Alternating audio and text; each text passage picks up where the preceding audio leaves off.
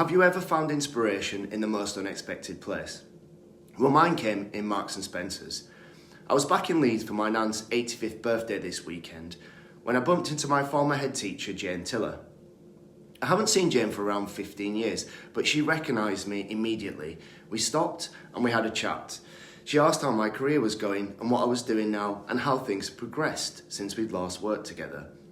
Then she said something that really stayed with me. She told me she'd always believed in my potential. She encouraged me to keep aiming high and reminded me to never stop believing in what I was capable of. Hearing that from someone who had such an influence on the start of my career really meant a lot to me.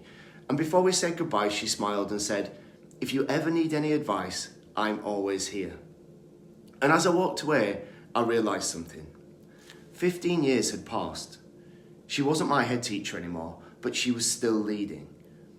Because leadership isn't confined to a job title or a school building. The very best leaders leave people with something that lasts. They remember people. They tell people when they see potential. They encourage ambition. They make time for others. They leave the door open.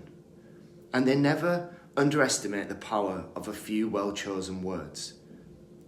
Jane probably wasn't aware of how much that short conversation meant to me, but it reminded me that as leaders, we rarely know the lasting impact of what we say.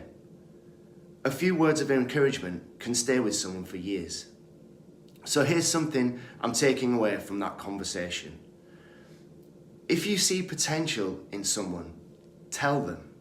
If you believe in someone, let them know. Don't assume they already know how highly you think of them. Make sure that they're aware, because one conversation, one kind word, one moment, one encouraging sentence can have a lasting impact that might help people to believe in themselves more than they could ever imagine.